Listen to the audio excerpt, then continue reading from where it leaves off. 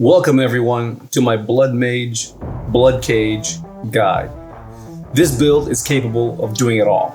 We're talking Ritual, Simulacrum, Breach, Sekhemas, Trial, Pinnacle bosses, and more.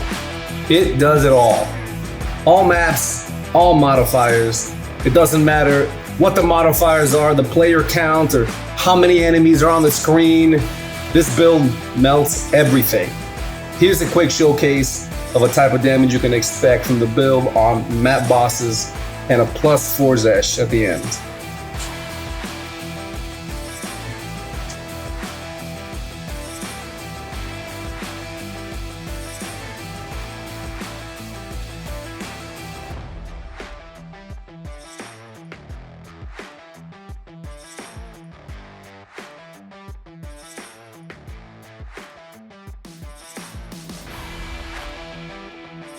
Okay, so now let's go over how it works. Our primary damage skill is going to be Bone Cage. We're not using any other skill to do damage. We're going to be coupling that with Trample Toes to allow that splash damage to go through and kill all the other mobs. What you're going to be looking to do is cast Bone Cage and then immediately teleport into the Bone Cage. This is going to significantly increase your kill speed and allow you to get experience and currency a lot faster. So you should be looking to cast it and then immediately teleport inside.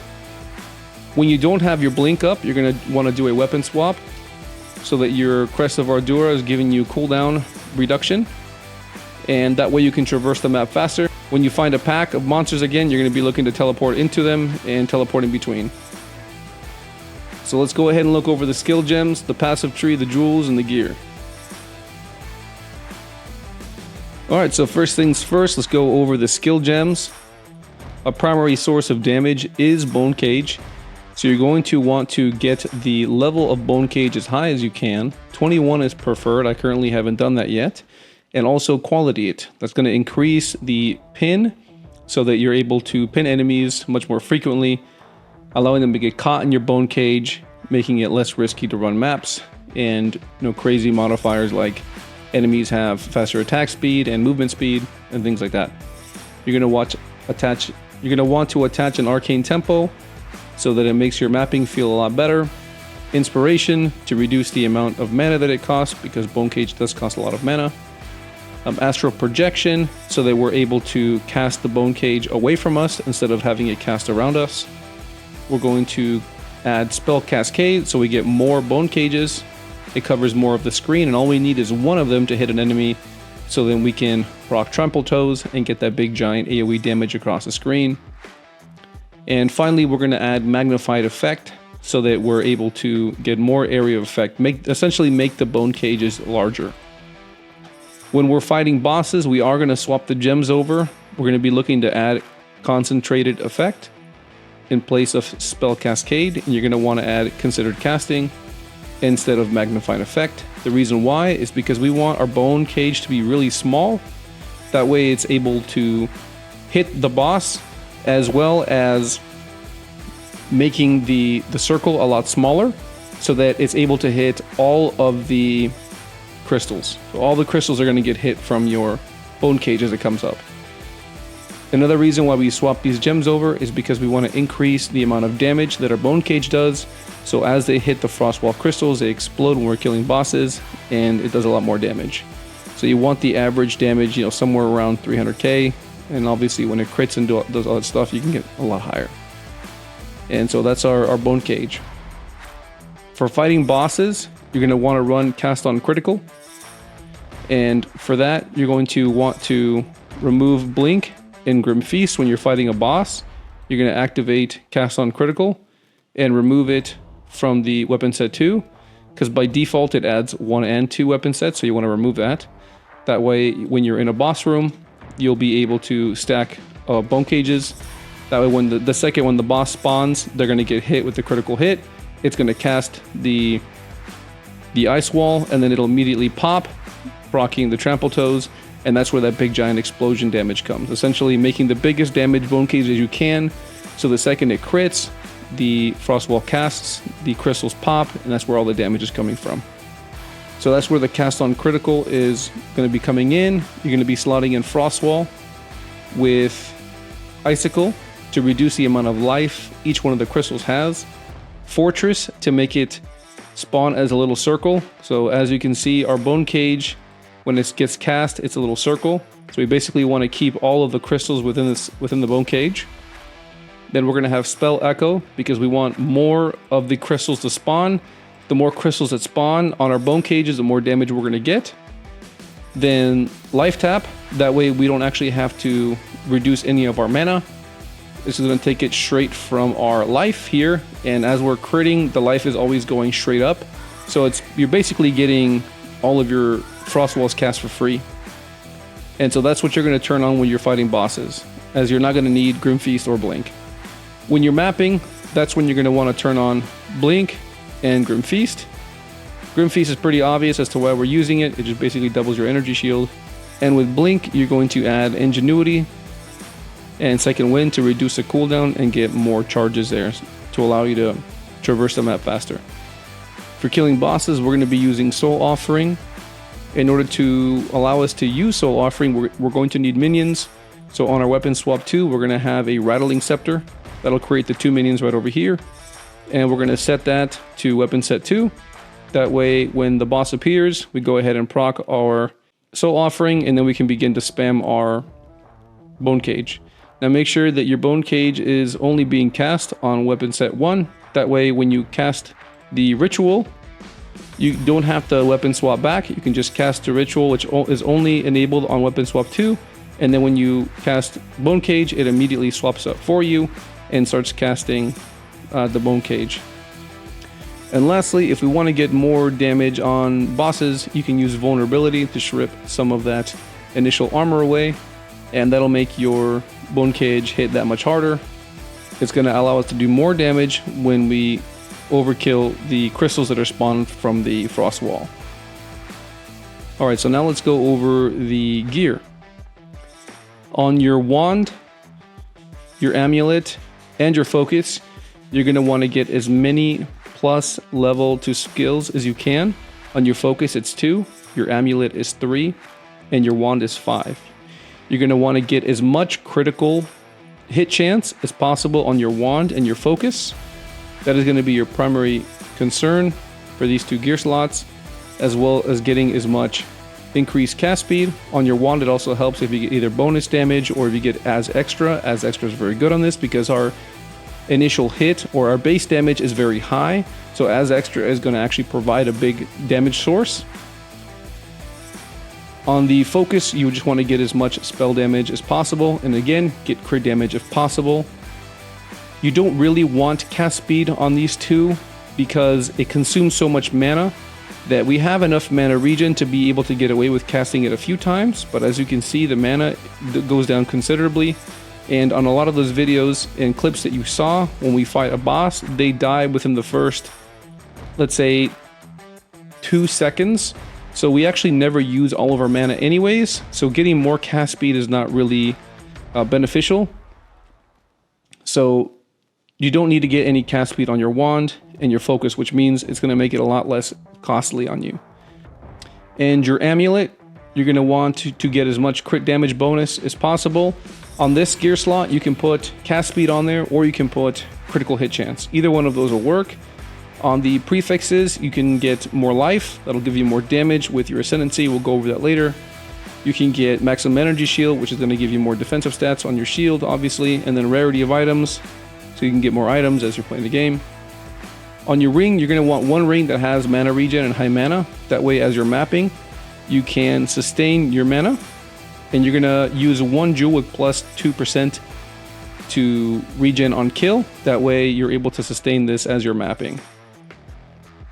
You're going to want 1 ring with cast speed, and the ring with cast speed is going to make it so that when you have at least, let's say 60 to 90% cast speed, you'll be able to map a lot better. If you remove your cast speed, you're going to see that it feels really clunky to use, as it does slow you down a lot.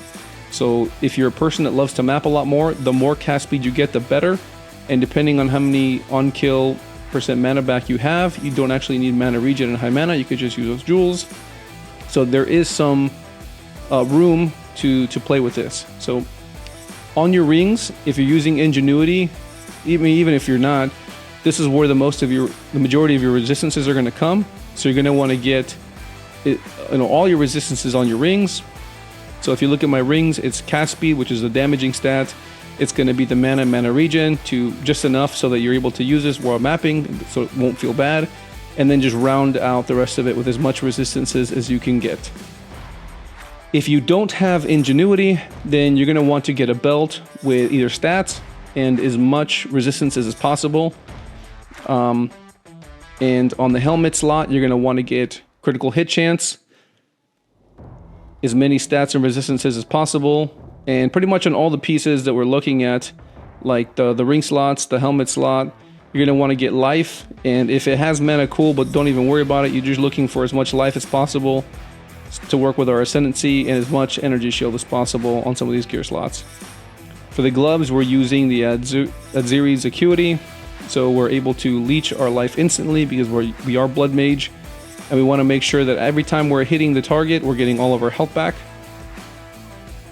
It also gives us a hefty amount of critical hit chance, and the Trample Toe is what makes the entire build work, so it's important to get one. Now, you don't need a corruption on this. You can use a 30% just fine. If you want to get something that's corrupted, you can try using one that has a +4 or +5 movement speed. That'll make you run faster. You can try getting one that has 2 sockets in it. That'll make it so you can put 2 chaos resistance jewels in it. And that's the main thing that you're going to be using to get your chaos resistance up. So if you notice here, all of my jewel slots here, my runes are all going to be chaos resistance, because you have no chaos resistance on your gear. The only places you will be able to get it is if you're not running Ingenuity. You can get it on your belt, you get it on your chest piece here, and on your helmet if you're able to get one here. So that's where all your chaos resistance is going to come from, mainly your jewels and like 1 or 2 gear slots here. So as you can see, I'm almost capped at 69. So if I were to able to get the Adziri's or the Trample Toe with the double socket, then 1 more rune will allow me to get to my res cap here.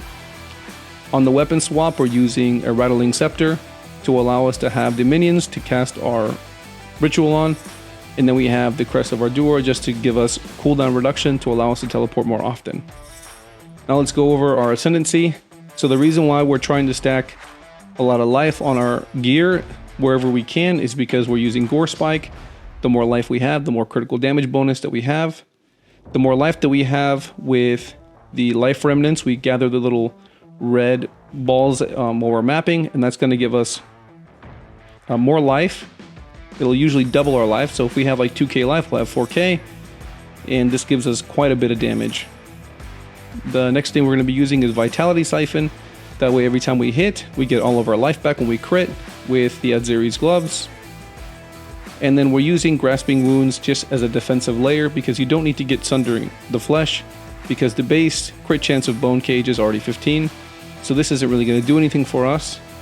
One thing you could consider to play around with is Blood Barbs, but in my testing, Grasping Wounds seems to be the better option. Okay, for our passive skills, you're going to be looking to get as much physical damage, as much critical chance, as much spell damage as you can. So you can see here all the nodes either say critical hit chance or critical damage or physical damage or spell damage. There are a few exceptions, getting some cast speed here, getting some cast speed here, and that for me was enough cast speed to make the build feel good while you're mapping. For jewels, you're going to want to grab a Time Lost Sapphire, and you're going to want to have the radius large and get as much damaging stats as possible. So anything that says crit damage on it, crit chance, spell damage. You can even play around with cast speed. If you don't get the cast speed elsewhere, you can instead pick up more crit chance or crit damage nodes, and instead of using your cast speed here, you can always grab your cast speed elsewhere and get your damage elsewhere. The reason why the Time Lost Sapphire with the radius large is so good here is because a ton of these nodes are really good for us. So Trample Toes wants more area of effect, so all of these nodes give area of effect, and we want a bit of energy shield, but more importantly we want energy shield as additional stun threshold, because if you don't, it's a lot easier to get stunned by mobs. I'm sure everyone has felt it, and it feels really bad to get stun locked and die. So these are really important here. We don't take a whole lot of energy shield on the tree, so for us this is important. I felt like if I was going to get energy shield, it makes a lot of sense to get stats from the Timeless Sapphire. So that's why we take this wheel here instead of getting something like this, or instead of getting something like this. We know that they give more energy shield, but here we're getting more damaging stats, and we're trying to get as close to 90 or 100% as possible. So I'm currently at 97.35% with 600% critical damage bonus. So that's why I opted to go here. Now, this area here is just to get sufficient mana regen. I was playing around with it, and you can actually drop the mana regen from here and grab yourself another cast speed ring, or get another ring with more reses if you need it. So that is an option. But for me, having the time lost here allows me to then not feel as bad to pick up these mana regen nodes, because it's going to give me a ton of damage anyways when I pick up these nodes, as well as give me all the spell damage here. So that made a lot of sense here. As you're looking around the tree here, you're going to see that we have a few opportunities to slot in some regular jewels. So we're going to be using jewels that primarily give us spell damage, critical chance, and then spell damage, any other modifier to damage. So here I have critical hit, damage bonus, spell damage. I have another one here. This one right here is going to give mana on kill. So again, spell damage, critical bonus damage, and then 2% on kill. You just want 1, 2 if you're having issues, but you probably shouldn't. If you shouldn't be having to be casting the Bone Cage very often. So 1 is fine. Maybe you find that you need 2 if you don't have enough mana regen. But if you took this wheel here, and if you have 1 ring with mana regen, it should be sufficient. The other jewel here is exactly the same. Crit damage bonus, crit chance, and spell damage. Now, you do want to have 1 Prism of Belief. This is what is going to allow us to scale our damage even higher. So grab that if you can. For me, it was incredibly cheap. If you can afford it, go ahead and get it. And finally, get yourself a Megalomaniac Diamond. You're looking to get anything that is going to increase your damage output. So any of the nodes that will give you crit damage, crit chance, get it. If you're able to get increased damage on, that's also really good. For example, this one right here, Crashing Wave, 36% increased damage. When you do something, increased damage is incredibly good. Whenever you fight a boss, just go ahead and have Bone Cage up. The second you crit, you're going to see this number jump up to like 680, almost 70 or 700,000. If you have multiple sources of it, for example, you can grab Dynamism here. That's also going to give you an additional 40. When I had this before in my testing, I'm getting easily over 1 million. It's like in the 1.2 million, especially when I'm buffed with the Soul Offering. So this damage gets in, really, really crazy with increased damage. There's a lot of other ways to increase it. I don't want to go over all the different techs, but you can get it with your consuming corpses as well. There's a lot of really interesting stuff you can do to increase your damage. So this is by no means the most amount of damage you can get, but in my testing, I'm killing all of the Pinnacle bosses, all of the map bosses. It doesn't matter, what I do, they'll die instantly anyways in 2-3 seconds. So I didn't feel the need to squeeze every ounce of damage out of it, because it was sufficient. If you look up here, again, we're just taking crit damage nodes. We're getting more physical damage, and it's pretty much the same thing across everything else. And with that, I'll go ahead and leave you with one final clip showcasing what the build looks like when you're on a map, with me trying to move probably as fast as I could move on the build, so you can see what it feels like when you're mapping.